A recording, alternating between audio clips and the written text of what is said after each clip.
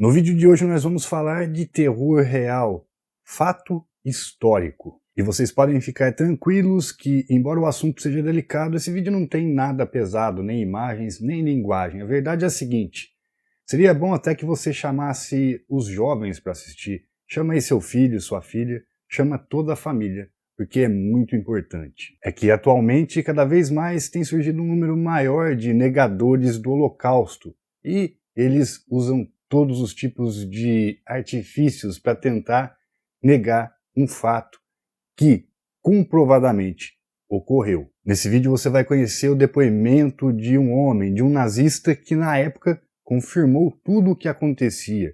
E não só isso, você vai ver também o depoimento mais recente de alguns nazistas que têm aberto a boca para falar. E no final do vídeo eu vou deixar também um link para um outro vídeo que não é um vídeo meu, que é uma mistura aí de reportagens desses nazistas. E vale a pena ver.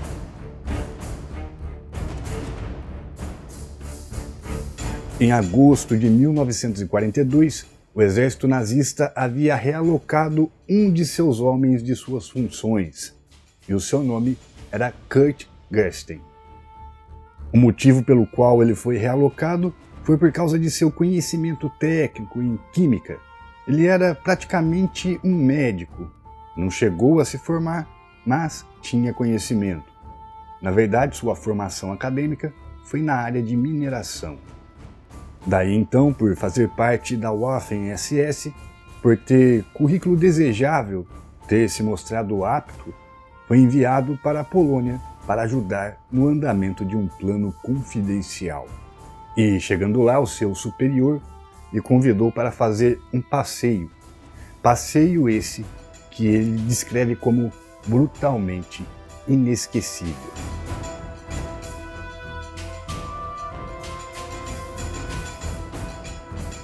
Kurt foi levado para Belzec, no leste da Polônia.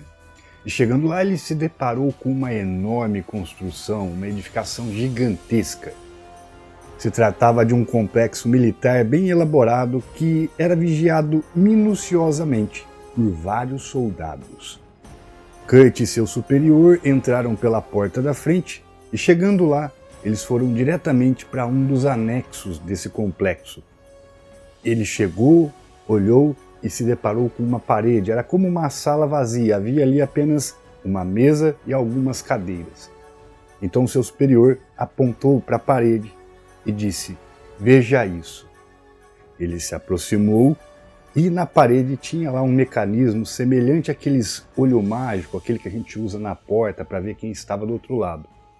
Ele aproximou os olhos e pôde ver algo terrível do outro lado. Em uma outra sala do lado da parede, haviam ali dezenas de homens, mulheres e crianças, todos de pé, aglomerados e todos eles nus. Eles gritavam, mas não havia quem os ouvisse. Tentavam correr, mas não era possível. Estavam todos presos em um grande complexo. Dele, ninguém podia sair e ali, junto das pessoas, entrava apenas uma única coisa: uma quantidade enorme de gás carbônico, que era gerado por motores extremamente barulhentos e que, aos poucos, ia sufocando todos até a morte. E naquele dia, Kurt testemunhou o assassinato de quase 3.000 pessoas. Mas a razão pela qual Kurt foi chamado para testemunhar esse massacre não era simplesmente algo sádico, tinha mais além disso. Haviam planos. Acontece o seguinte, essas chamadas câmaras de gás tinham um problema, é que elas não eram tão eficientes e rápidas, elas eram geradas por motores a diesel que faziam uma tubulação saindo do motor e jogava o gás carbônico para dentro dessas salas. E isso demorava muito para matar as pessoas que estavam ali. E eles precisavam de algo mais rápido, uma solução mais eficiente, por assim dizer. A fábrica de mortes precisava ser unânime e silenciosa. Eles precisavam matar instantaneamente, sem criar alardes, ou seja, sem que outros prisioneiros que eram mandados para lá soubessem o que estava acontecendo. E é justamente aqui que entra o famoso gás Zyklon B, que era uma mistura de cianeto com hidrogênio. Eles queriam atualizar o quanto antes todas as câmaras de gás para o uso do Zyklon B, que era capaz de matar as pessoas em apenas alguns segundos. Eles também já não precisavam mais dos barulhentos motores a diesel, pois bastava inalar o veneno para comprometer toda a respiração celular e também sufocar a pessoa ao ponto de não conseguir gritar. 2 minutos. Esse era o tempo máximo, presta atenção, máximo e não mínimo, que levava para uma pessoa aí de 68 quilos morrer após inalar 70 miligramas do Zyklon B. Imagine você fechado num quarto ou na sua casa mesmo, no seu quarto, e de repente começa a entrar esse gás em grande quantidade. Não dá nem para perceber porque ele não tem cheiro, não tem sabor. Quando vê, você já está caído no chão, você está morto e nem sabe o que aconteceu.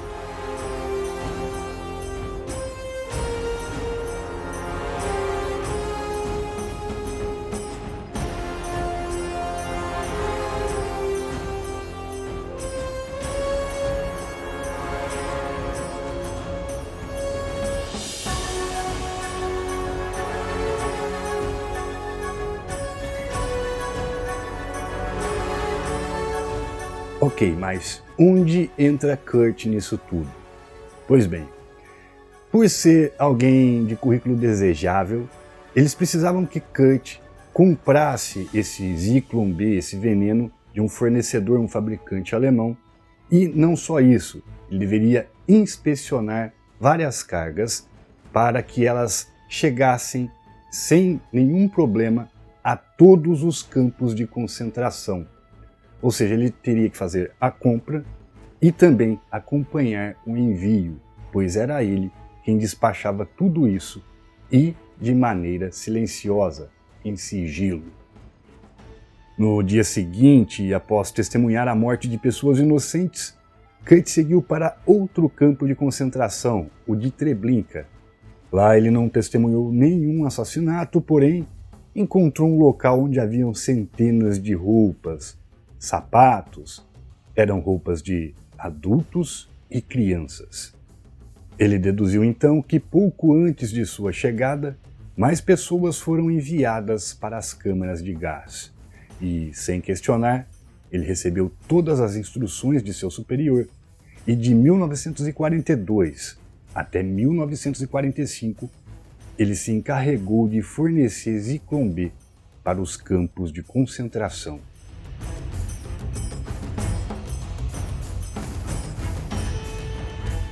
Em 22 de abril de 1945, 2 semanas antes da queda do regime nazista, Kurt se rendeu voluntariamente.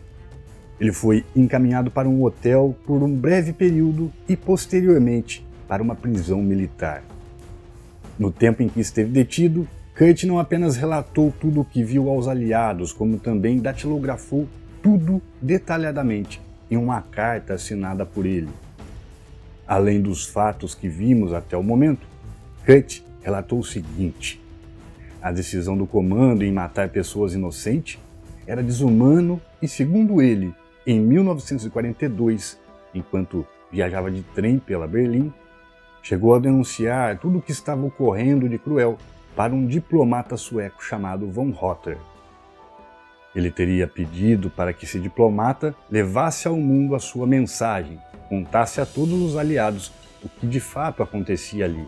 E não só isso, segundo o próprio Kurt, ele tentou por diversas vezes uma audiência com a Igreja Católica para tentar denunciar tais fatos, mas ele nunca foi convocado para nenhuma audiência.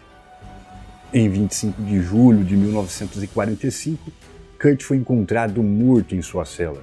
Aparentemente suicídio, mas há quem duvide. E é justamente disso o que vamos falar agora.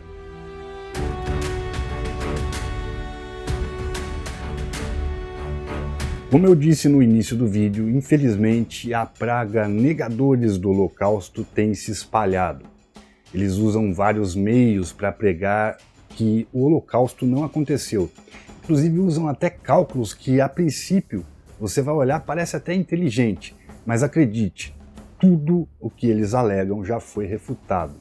Aliás, eu não vou me estender muito nessa parte, eu posso fazer mais vídeos mais para frente, porque daria para fazer pelo menos uns 20 vídeos aí refutando cálculos, refutando dados que já foram refutados. Mas isso eu deixo para uma outra ocasião. A questão é bem simples. Para eles, o depoimento de testemunhas que foram vítimas ou sobreviventes do Holocausto, por assim dizer, não servem. Também o testemunho de soldados aliados do exército que salvaram essas pessoas, para eles também não é válido. No caso do Kurt, por exemplo, ele sempre alega o seguinte: esse cara aí foi obrigado a falar essas coisas. Ele foi torturado, ele foi espancado, ele foi assassinado, então ele foi obrigado a dizer isso porque ele temia sua vida. Os aliados fizeram isso com ele.